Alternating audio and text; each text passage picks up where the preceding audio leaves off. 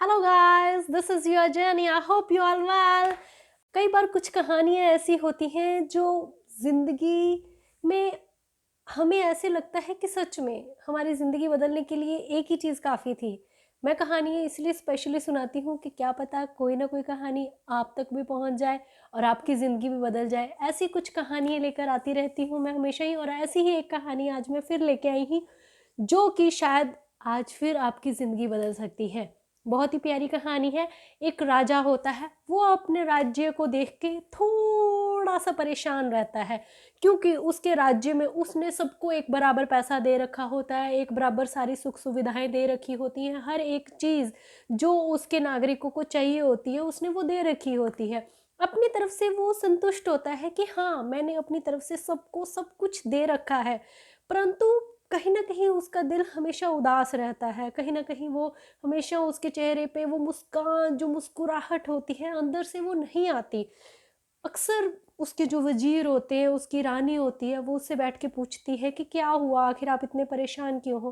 कहता मुझे समझ में नहीं आता, सबको मैं सारी चीज़ें एक बराबर दे रहा हूँ, सारी चीज़ें सबको बराबर में मिल रही हैं, बट फिर भी मेरे राज्य में कुछ लोग अमीर हैं, कुछ लोग गरीब हैं और कुछ लोग बहुत ज़्यादा गरीब हैं।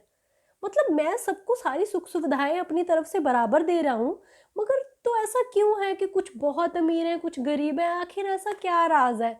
तो उसका कोई भी अच्छे से जवाब नहीं दे पाता जिससे राजा संतुष्ट हो सके। राजा को ये चीज़ें समझ में नहीं आती, कितने लोग आते हैं कितने लोग जाते हैं, कितने बड़े बड़े ज्ञानियों को बुलाया जाता है इस सवाल का जवाब देने के लिए। बहुत सारे अपने अपने तरीके से जवाब देते हैं, इसका ये अर्थ हो सकता है, इसका ये मतलब हो सकता है, इसकी वजह से हो सकता है, इसकी वजह से हो सकता है, वो लोग काम नहीं करते, वो लोग ये करते, वो लोग ये करते, मतलब सब लोग अपना अपना आके बता के जाते हैं परंतु फिर भी राजा को समझ में नहीं आता।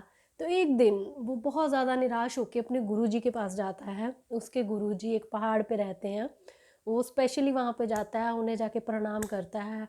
और गुरुजी अपने शिष्य का चेहरा देख के समझ आते हैं कि कुछ ना कुछ गड़बड़ हुई है।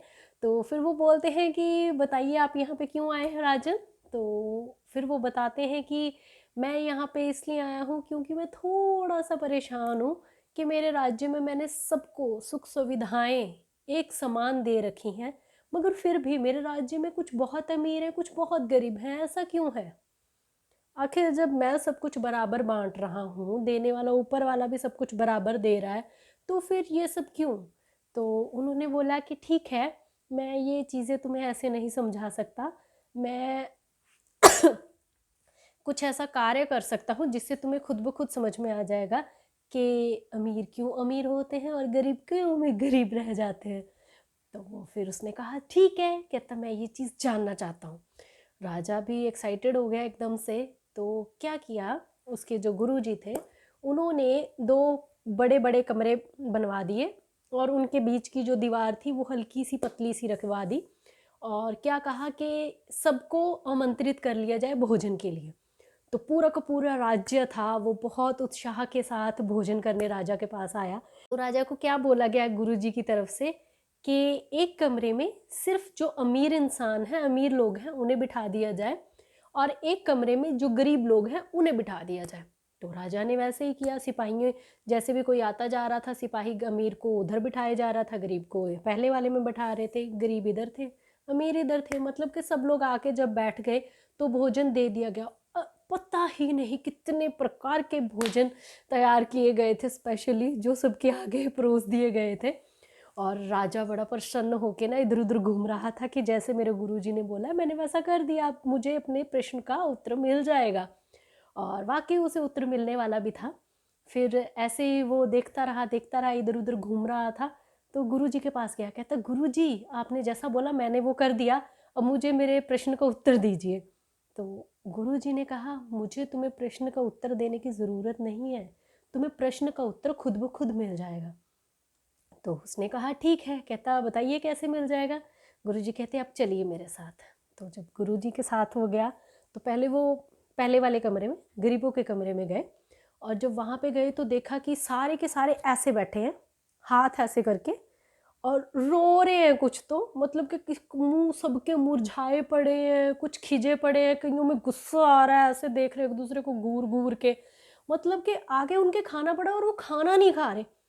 तो ना राजा तो जो था वो आश्चर्यचकित हो गया कि ये क्या हो रहा है यार, मतलब कि इतना अच्छा भोजन सामने पड़ा है और कोई भी खाना नहीं खा रहा है, ऐसा क्यों, कोई गुस्से में, कोई रो रहा है, ये सब क्या कर रहे हैं ये लोग।